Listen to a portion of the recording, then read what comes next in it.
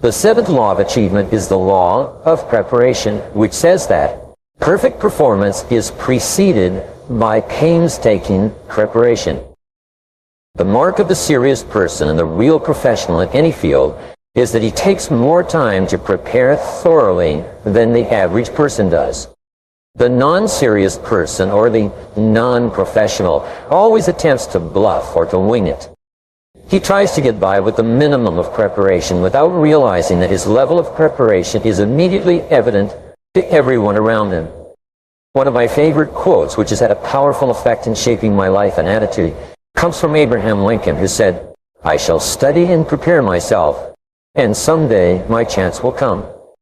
He recognized, as do all great men and women, that painstaking and thorough preparation is the key to the future. The first part of the law of preparation is simply do your homework. It's the details that trip you up every single time. My friend Joel Weldon gave a wonderful talk a few years ago entitled, "Elephants Don't Bite."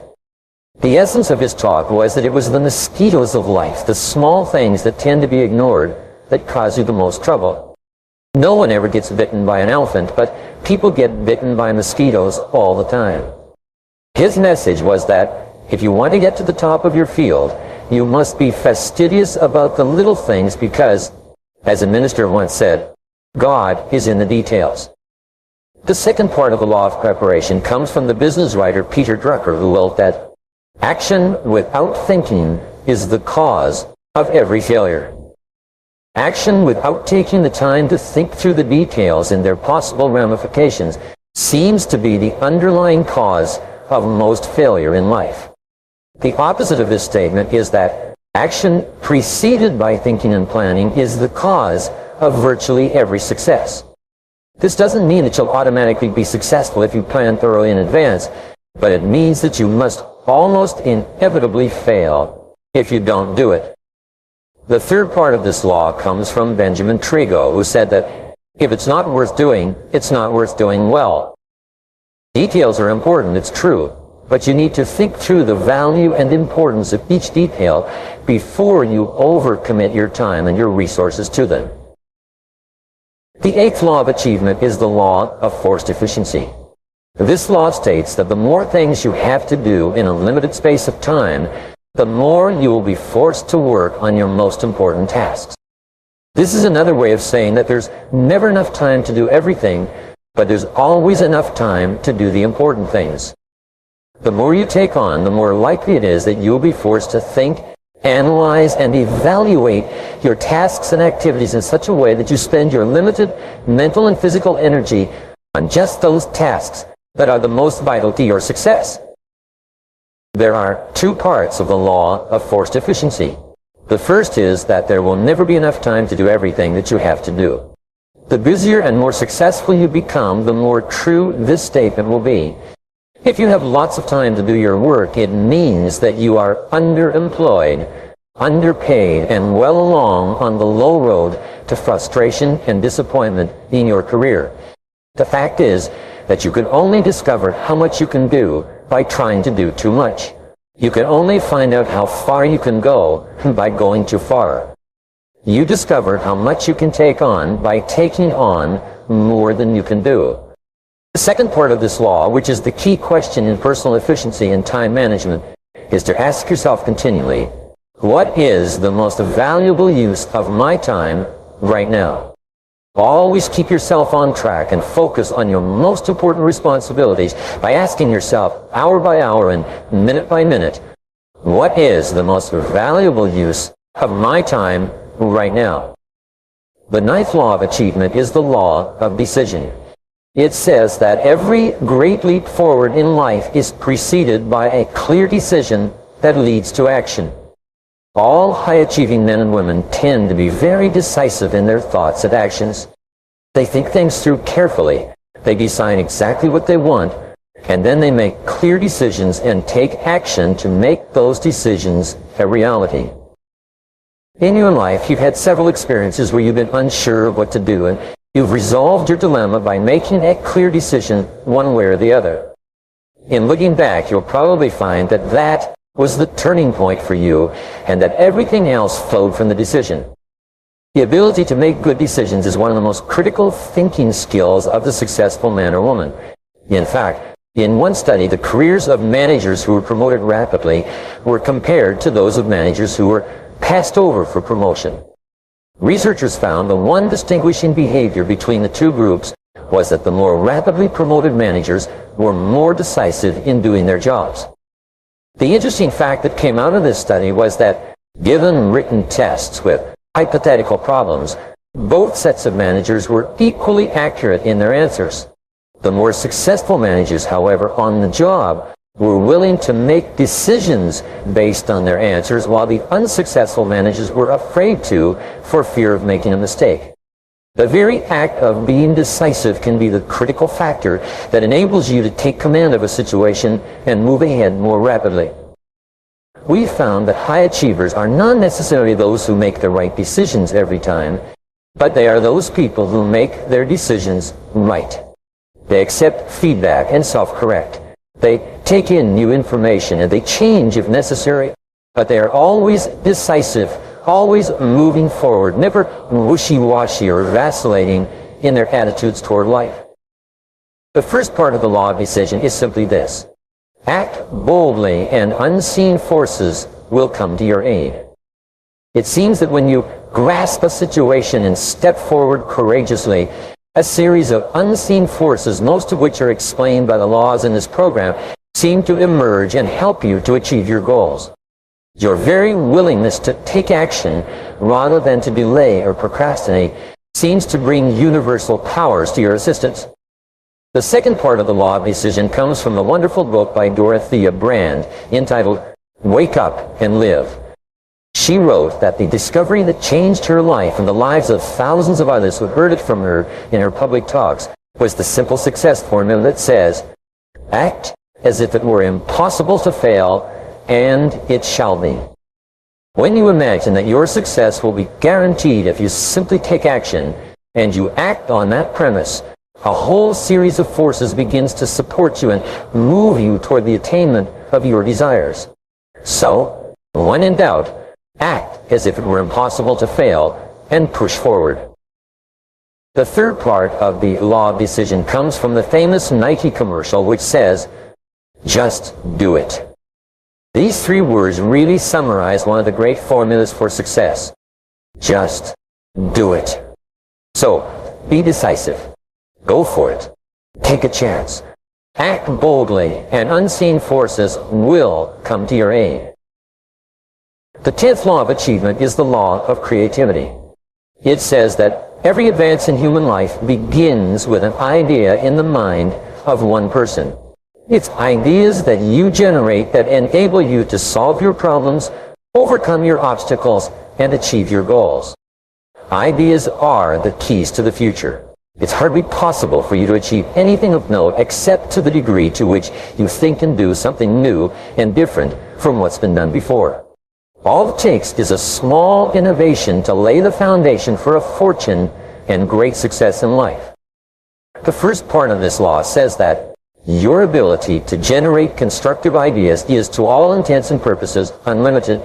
Therefore, your future potential is unlimited as well. Ideas are a mode of transportation, a vehicle that you can use to take you from wherever you are to wherever you want to go. Your job is simply to generate as many ideas as possible, to evaluate them carefully against your current goals, and then to take action on them. There's virtually no obstacle in life that you cannot overcome with the power of thought, with the power of creative concentration, with the power of ideas. The second part of this law comes from Napoleon Hill, who said in his famous words, "Whatever the mind of man can conceive and believe, it can achieve." Your mind is structured in such a way that you cannot at the same time have an idea and not also have the ability to bring that idea into reality. The very existence of an idea in your conscious mind means that you have within you and around you the capacity to achieve it. The only question you have to ask yourself is, how badly do I want it? The third part of the law of creativity comes from Napoleon Bonaparte, who said, "Imagination rules the world." Everything you see around you is the result of what was initially a single idea in the mind of a single person. Our entire world started from thought, brought into reality. The fourth and final part of this law comes from Einstein, who said simply that imagination is more important than facts. There have been countless occasions in your life and in the lives of others where the facts say one thing, but your ideas and creative energy enable you to do something completely different. Virtually every important turning point in your life will be marked by an idea that you've had at that time and that moment. All great changes in human life and human destiny begin with an idea that causes you to see things differently and to take action that you would not have taken in the absence of that idea. Wherever you are, whatever you're doing, whatever your situation, you have the creative capacity in the form of an infinite ability to generate ideas to solve any problem and achieve any goal. It's up to you. The 11th law of achievement is the law of flexibility. This law says that success is best achieved when you are clear about the goal, but flexible about the process of getting there. This is one of the most important conclusions ever reached by high-achieving men and women. When you set a clear goal for yourself and make a plan, you usually have a fairly good idea of what it is you have to do to get whatever it is you want to achieve. However, 1,000 things can change, each of which will require alterations in your plan of action. The most optimistic and enthusiastic people are those who are open and flexible and fluid in the face of the inevitable and the myriad changes required as they move toward the accomplishment of something that's important to them. The first part of the law of flexibility is that the experience of resistance and frustration is often an indication that you're doing the wrong thing. Whenever you feel that you're butting your head against the wall and not making progress, step back and re-examine your plan. Be sure that the goal that you're working toward is still the goal that you desire, and then sit down and make better plans. Take the mentality of a computer programmer. When he designs a computer program, he knows that the program will be full of defects when it's completed. No computer program ever works perfectly the first time it's tried. However, the programmer accepts this as a fact of life, and then begins to go back through the program step by step to remove the defects. When the programmer is finished, the program will operate perfectly.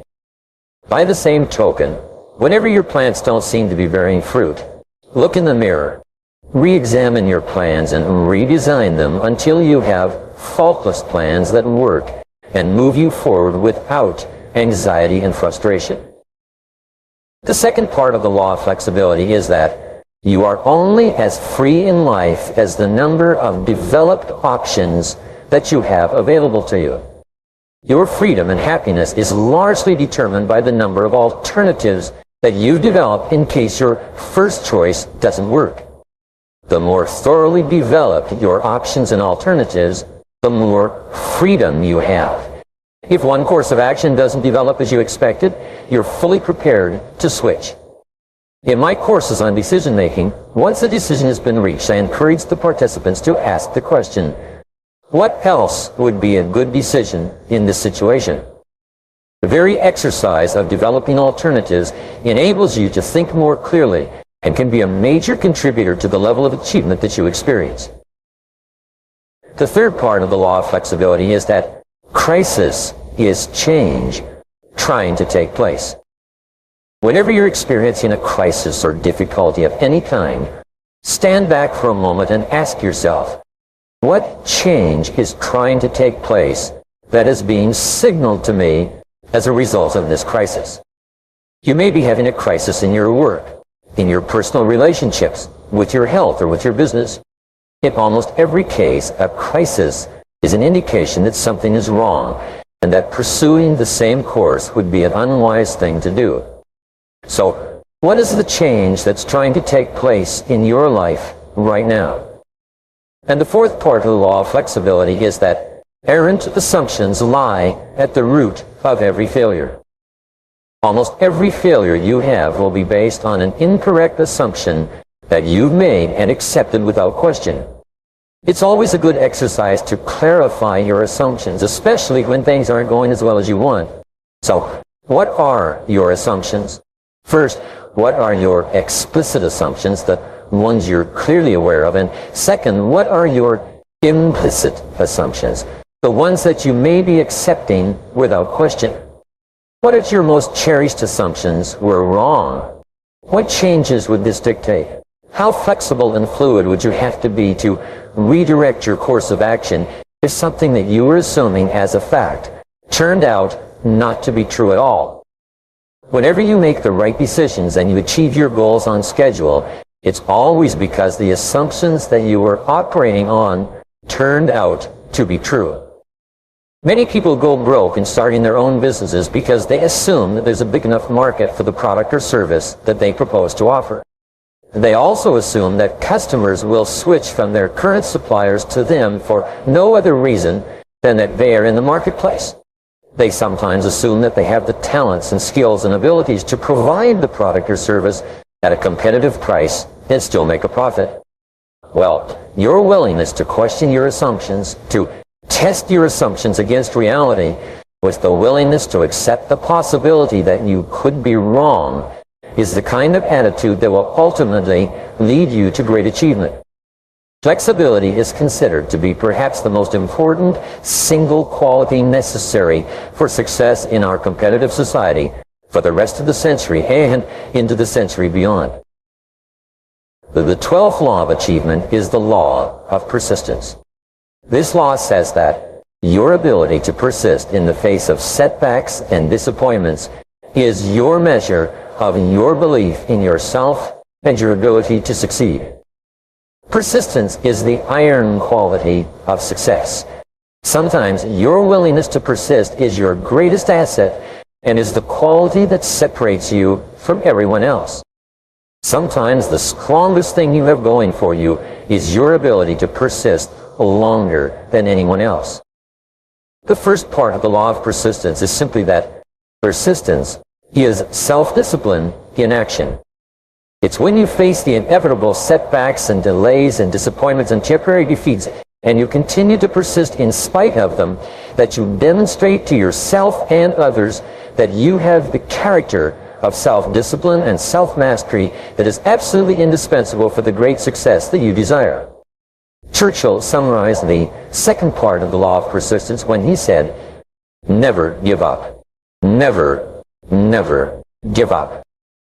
Churchill believed, and he proved throughout his lifetime, that bulldog tenacity in the face of what appeared to be overwhelming defeat was often the critical quality that turned that defeat into victory.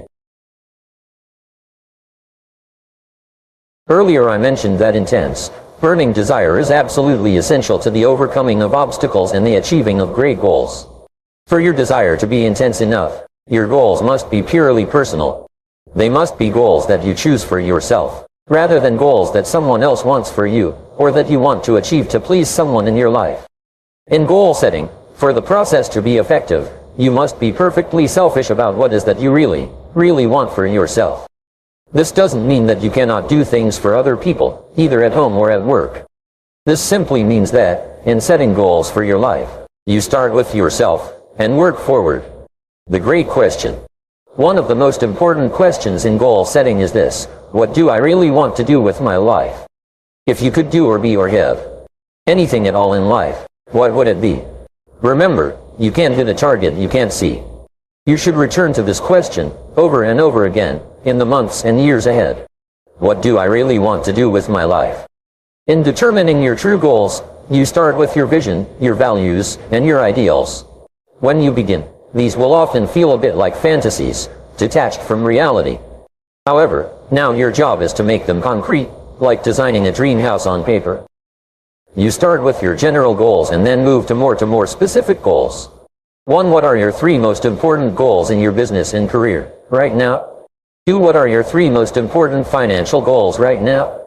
3. What are your 3 most important family or relationship goals right now? 4. What are your 3 most important health and fitness goals right now?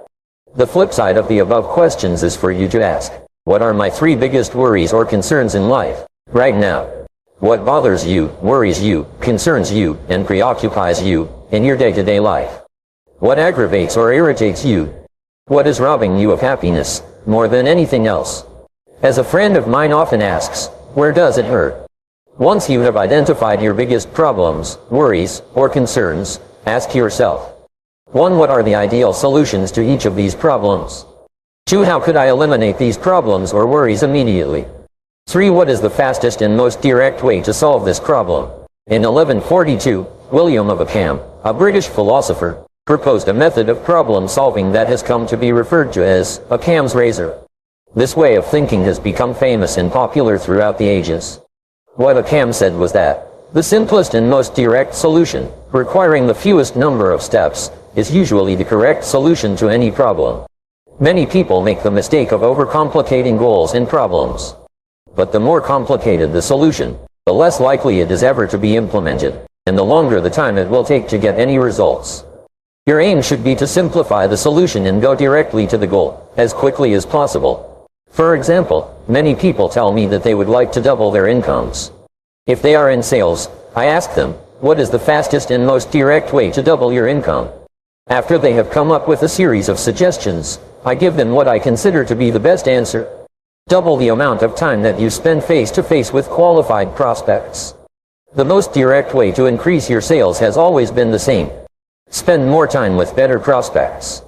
If you don't upgrade your skills or change anything else about what you are doing, but you double the number of minutes that you spend face-to-face with prospects each day, you will probably double your sales income. According to studies that go back as far as 1928, the average salesperson today spends 90 minutes each day face-to-face with prospects. The highest paid salespeople spend 2 or 3 times that amount. They organize their days efficiently to assure that they spend more minutes in the presence of people who can and will buy their products or services. And the more time they spend with prospects and customers, the more skilled they become at selling. The better they get, the more they sell and the more they earn, and in less time. If you examined your work, you would find that 20% of what you do accounts for 80% of the value of all the things you do. In my advanced coaching programs, we teach our clients to identify those 20% of activities that contribute the very most value and then do twice as many of them.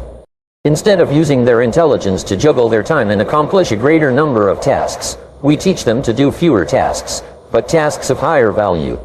Some of our clients double their productivity, and subsequently, their income in as little as 30 days with this approach, even if they have been working for many years in the same position. Always look for the simplest and most direct way to get from where you are to where you want to go. Look for the solution that has the fewest number of steps. And most of all, take action. Get going. Get busy. Develop a sense of urgency. The best ideas in the world are of no value until they are implemented. As the poet said, the saddest words of mice and men are these, "It might have been." In determining your true goals, use the magic wand technique.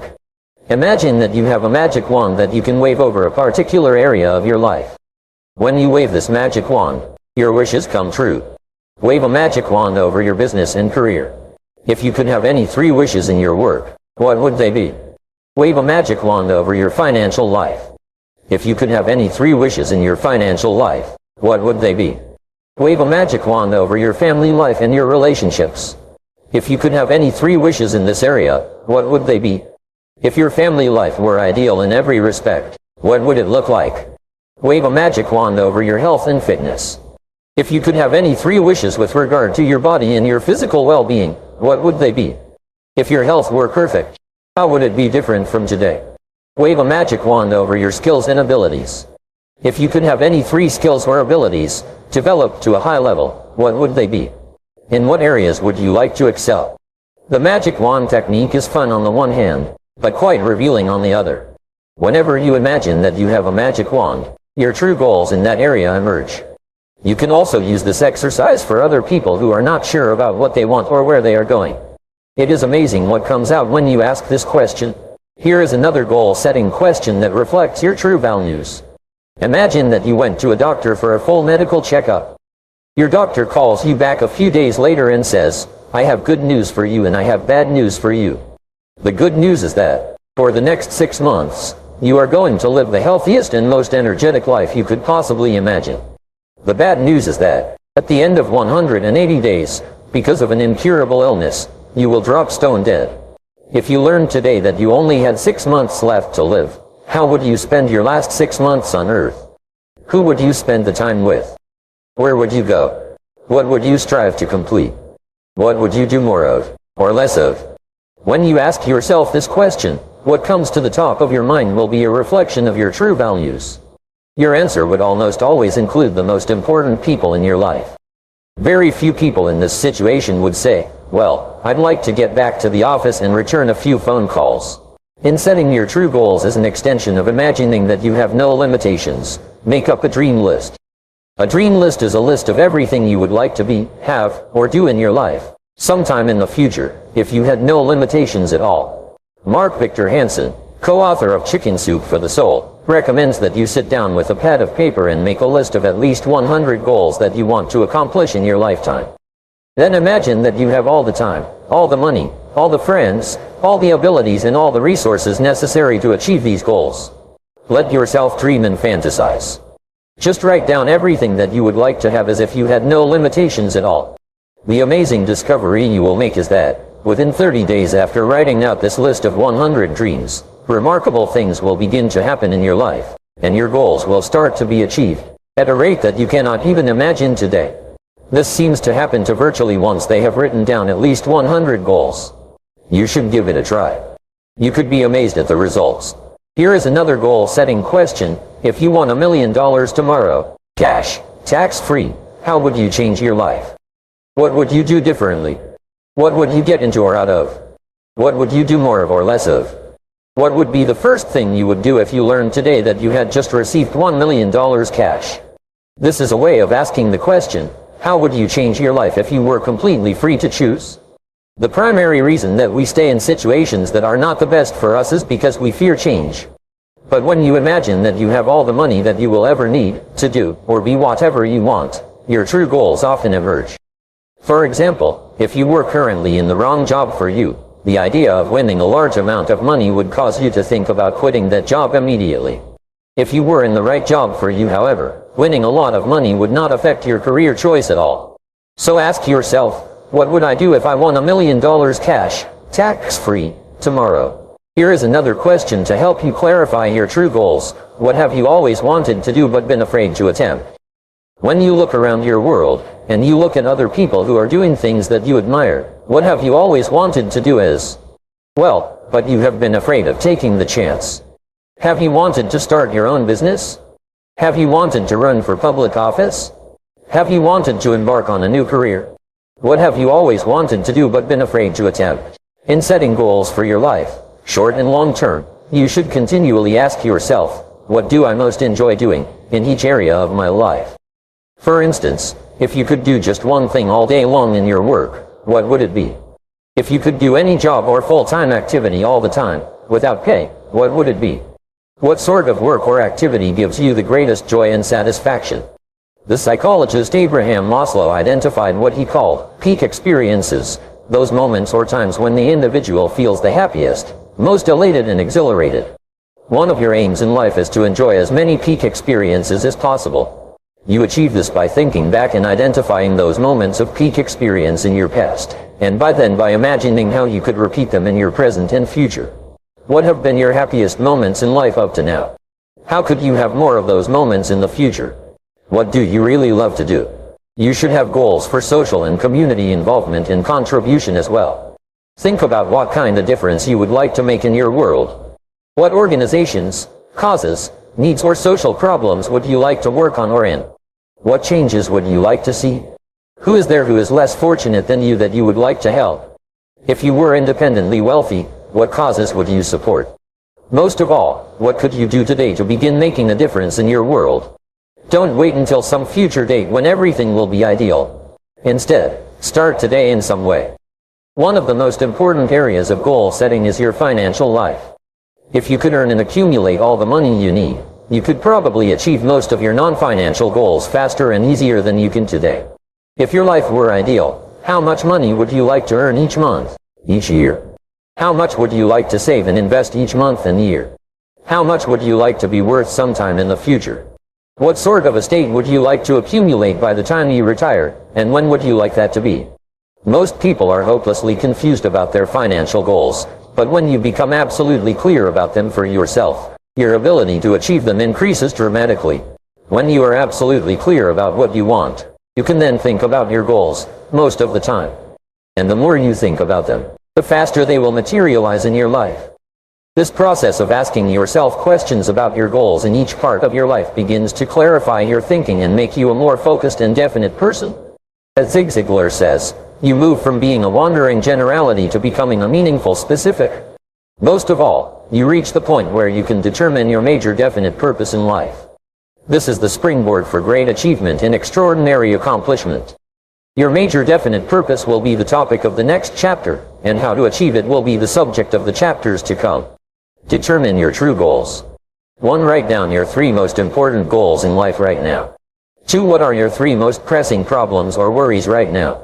3. If you won $1 million cash, tax-free, tomorrow, what changes in your life would you make immediately? 4. What do you really love to do? What gives you the greatest feelings of value, importance, and satisfaction? 5. If you could wave a magic wand over your life and have anything you wanted, what would you wish for? 6. What would you do? How would you spend your time, if you only had 6 months left to live? 7. What would you really want to do with your life, especially if you had no limitations?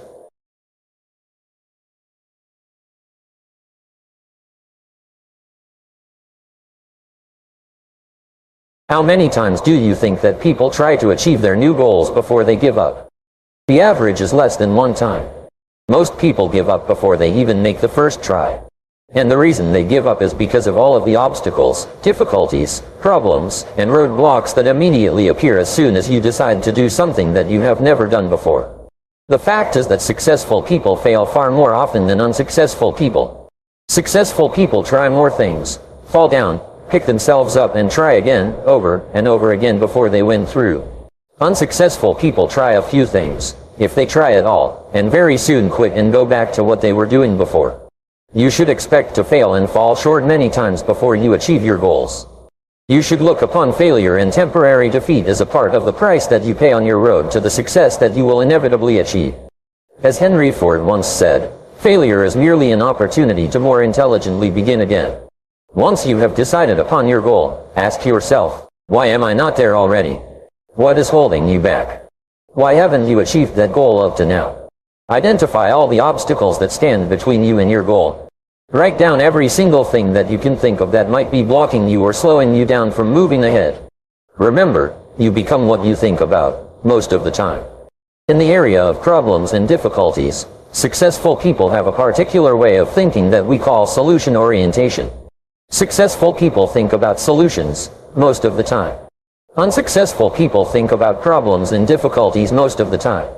Solution-oriented people are constantly looking for ways to get over, around and past the obstacles that stand in their ways. Problem-oriented people talk continuously about their problems, about who or what caused them, how unhappy or angry they are and how unfortunate it is that they have occurred. Solution-oriented people, on the other hand, simply ask the question, how can we solve this, and then take action to deal with the problem. Between you and anything you want to accomplish, there will always be problems or obstacles of some kind. This is why success is sometimes defined as the ability to solve problems. Personal leadership is the ability to solve problems. Effectiveness is the ability to solve problems. All men and women who accomplish anything of importance are people who have developed the ability to solve the problems that stand between them and their goals. Fortunately, problem solving is a skill, like riding a bicycle or typing with a typewriter, which you can learn. And the more you focus on solutions, the more and better solutions will come to you. The better you get at solving problems, the faster you will be at solving each subsequent problem.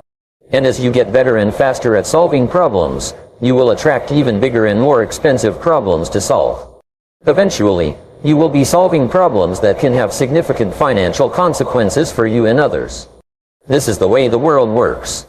The fact is that you have the ability to solve any problem or to overcome any obstacle on the path to your goal, if you desire the goal intensely enough. You have within you, right now, all the intelligence and ability you will ever need to overcome any obstacle that could possibly hold you back. One of the most important breakthroughs in thinking in the last few decades was described by Elihu Goldratt in his book The Goal as the theory of constraints. This theory says that, between you and anything you want to accomplish, there is a constraint, or limiting factor, that determines how fast you get to where you want to go. For example, if you are driving down the freeway and there is traffic construction that is narrowing all the cars into a single lane, this bottleneck, or choke point becomes the constraint that determines how fast you get to your destination. The speed at which you pass through this bottleneck will largely determine the speed of your entire journey. In accomplishing any major goal, there is always a constraint or bottleneck you must get through as well. Your job is to identify it accurately and then to focus all of your energies on alleviating that key constraint. Your ability to remove this bottleneck, or deal with this limiting factor, can help you move ahead faster than perhaps any other step you can take. The 80-20th rule applies to the constraints between you and your goals. This rule says that 80% of your constraints will be within yourself. Only 20% of your constraints will be outside of yourself, contained in other people and situations. To put it another way, it is you personally who is usually the major roadblock that is setting the speed at which you achieve any goal that you set for yourself. For most people this is hard to accept. But superior people are more concerned with what is right rather than who is right. Superior people are more concerned with the truth of the situation, and what they can do to solve the problem, than they are with protecting their egos. Ask yourself, what is it in me that is holding me back? Look deep within yourself and identify the key constraints in your personality, temperament, skills, abilities, habits, education, or experience that might be holding you back from achieving the goals that you have set for yourself. Ask the brutal questions. Be completely honest with yourself. The primary obstacles between you and your goals are usually mental. They are psychological and emotional in character. They are within yourself rather than within the situation around you. And it is with these mental obstacles that you must begin if you want to achieve everything that is possible for you. The two major obstacles to success and achievement are fear and doubt. It is first of all, the fears of failure, poverty, loss, embarrassment, or rejection that holds the average person back from trying in the first place. This is why the average number of times that a person tries with a new goal is less than one. As soon as he thinks of the goal, these fears overwhelm him and, like a bucket of water on a small fire, extinguishes his desire completely. The second mental obstacle, closely aligned to fear, is that of self-doubt. We doubt our own abilities. We compare ourselves unfavorably to others, and think that others are somehow better, smarter and more competent than we are. We think, I'm not good enough. We feel inadequate and inferior to the challenges of achieving the great goals that we so much want to accomplish. Fortunately, if there is anything good about doubt and fear, it is that they are both learned emotions. Have you ever seen a negative baby? Children come into the world with no doubts or fears at all. And whatever has been learned can be unlearned, through practice and repetition. The primary antidotes to doubt and fear are courage and confidence. The higher your level of courage and confidence, the lower will be your levels of fear and doubt, and the less effect these negative emotions will have on your performance and behavior. The way that you develop courage and confidence is with knowledge and skill. Most fear and doubt arises out of ignorance and feelings of inadequacy of some kind. The more you learn the things you need to know to achieve your goals, the less fear you will feel on the one hand, and the more courage and confidence you will feel on the other. Think about learning to drive for the first time. You were probably extremely tense and nervous, and made a lot of mistakes. You may have driven erratically and been a danger to yourself and others. But over time, as you mastered the knowledge and skills of driving, you became better and better, and your confidence increased. Today, you can quite comfortably get into your car and drive across the country with no fear or worry at all. You are so competent at driving that you can do it well without even thinking about it. The same principles apply to any skills you need to learn to achieve any goal you can set for yourself. Dr. Martin Seligman of the University of Pennsylvania spent more than 25 years studying the phenomenon of what he called learned helplessness.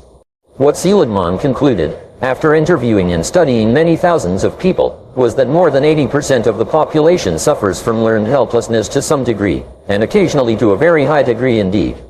A person suffering from learned helplessness feels that he or she is incapable of achieving his or her goals, or improving his or her life. The most common manifestation of learned helplessness is contained in the words "I can't." Whenever the victim of learned helplessness is offered an opportunity, possibility, or new goal, he immediately responds by saying, "I can't." He then goes on to give all the reasons why a particular goal or objective is not possible for him. I can't move ahead in my career. I can't get a better job. I can't take time off to study. I can't save money. I can't lose weight. I can't start my own business. I can't start a second income business. I can't change or improve my relationship. I can't get my time under control. Whatever it is, he always has a self-limiting reason that immediately slams on the brakes of his potential. It short-circuits any attempt or desire to set a new goal or to change things in any way. Another famous observation of Henry Ford was, if you believe you can do a thing or you believe you cannot, in either case, you are probably right. Learned helplessness is usually caused by destructive criticism in childhood, negative experiences growing up, and failure experiences as an adult. The way you get over this natural tendency to sell yourself short is by setting small goals, making plans and working on them each day. In this way, you gradually develop greater courage and confidence, like building up a muscle. As you become more confident in yourself and your abilities, you can set even larger goals. Over time, your doubts and fears will weaken and your courage and confidence will grow and become the dominant force in your thinking. Eventually, with a record of successes behind you, it won't be long before you become unstoppable. The second mental obstacle that you need to overcome is the comfort zone. Many people become complacent with their current situations. They become so comfortable in a particular job or relationship, or at a particular salary or level of responsibility, that they become reluctant to make any changes at all, even for the better. The comfort zone is a major obstacle to ambition, desire, determination, and accomplishment. People who get stuck in a comfort zone, combined with learned helplessness, are almost impossible to help in any way. Don't let this happen to you. The way that you get out of your comfort zone and break loose from learned helplessness is by setting big, challenging goals. You then break these goals down into specific tasks, set deadlines, and work on them every day.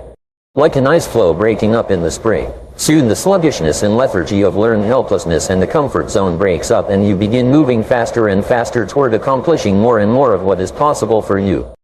Once you have made a list of all the obstacles that are standing in the way of your achieving your major goals, organize the obstacles by priority. What is the largest single obstacle? If you could wave a magic wand and remove one major obstacle from your path, which one obstacle, if removed, would help you the most in moving ahead more rapidly? Management consultant Ian Mitroff has an interesting set of observations with regard to problem solving and the removal of obstacles. He says that, whatever the problem, define it several different ways before you attempt to solve it. Beware of any problem for which there is only one definition, or only one solution. When you ask the question, with regard to your goal, why am I not there already, what answer comes to mind? What is holding you back? What is standing in your way? It is at this point that you have to drill down to determine the correct obstacle before you begin taking steps to remove it. You do this by asking the question, what else could be the problem, after each definition of the problem. In my work with corporations, or with individuals, we start off with the goal of doubling our profits or doubling our income. I then ask, why is it that our profits or our income are not twice as high already? By repeated questioning, we often come up with an answer that is quite different from the obvious answer. Here is an example of the questioning process. We are not making enough sales. What else could be the problem? Our individual sales are not large enough per customer. What else could be the problem? Our advertising is not attracting enough customers. What else could be the problem? As you can see, whichever of these obstacles turns out to be the correct problem will require a completely different course of action to solve it. If we don't have enough sales, our solution is to increase the number of sales. If our sales are not large enough per customer, our solution is to increase the size of sale per customer. If our advertising is not drawing enough customers, our solution is to improve the quality of our advertising in some way. You could say, our customers are not buying enough from us. What else could be the problem? Our customers are not buying frequently enough from us. What else could be the problem? Our salespeople are not selling enough to our customers. This could lead to totally revamping the quality of the sales force through better recruiting, training, and management. What else could be the problem? Our customers are buying too many of our products from our competitors. What else could be the problem? Our competitors are selling too much of their products to our customers. This answer forces you to ask, what value or benefit do our prospective customers see in purchasing from our competitors? How could we offset this perceived benefit? What else could be the problem? We are not making enough profit on our sales. What else could be the problem? It costs us too much to make each sale. What else could be the problem? And so on. Each new definition of the problem suggests different ways that the goal of increased sales or profitability could be achieved. In the business book, The McKinsey Way, describing the management consulting practices of McKinsey & Company, the authors point out that one of the greatest wastes of time and money is in applying the wrong solution to the wrong problem in the first place.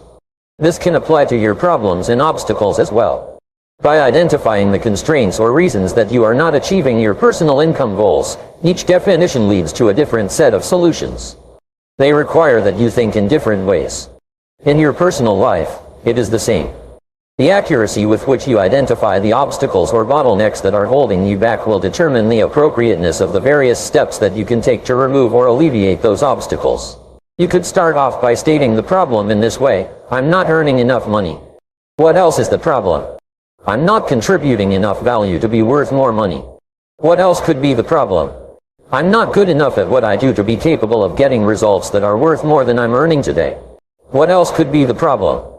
I don't use my time efficiently enough during the workday. What else could be the problem?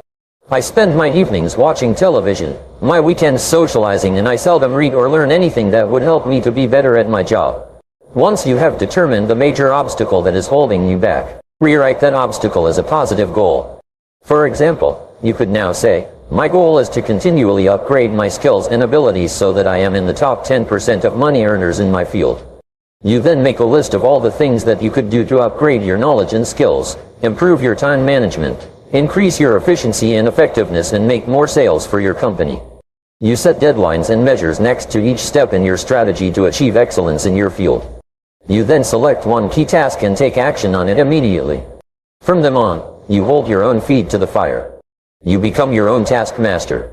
You discipline and drive yourself to do the things that you need to do to become the kind of person you need to become in order to achieve the goals that you have set for yourself. This exercise of identifying what is holding you back and then setting a clear, written goal to remove that obstacle puts you back in control of your own life. By following through on your resolution, you virtually guarantee your ultimate success and the achievement of almost any goal you can set for yourself. If you have any questions or concerns about the accuracy of your problem definition, discuss it with someone you know and trust. Put your ego aside. Invite honest feedback and criticism. Be open to the possibility that you have fundamental flaws and weaknesses that are standing in the way of your realizing your full potential. Be brutally honest with yourself. Once your problem or obstacle is clear to you, ideas, opportunities, and answers will come to you from various sources. You will begin to attract into your life all kinds of resources that will help you to overcome the obstacle or difficulty, either within yourself or within the situation around you, and move you more rapidly toward your goal. Remember the old poem, for every problem under the sun, there is a solution or there is none. If there is a solution, go and find it. If there isn't, never mind it. For every problem or obstacle that is standing between you and what you want to accomplish, there is a solution of some kind somewhere. Your job is to be absolutely clear about what sets the speed at which you achieve your goal, and then to focus your time and attention on alleviating that constraint. By removing your major obstacle, you will often make more progress in a few months than the average person might make in several years.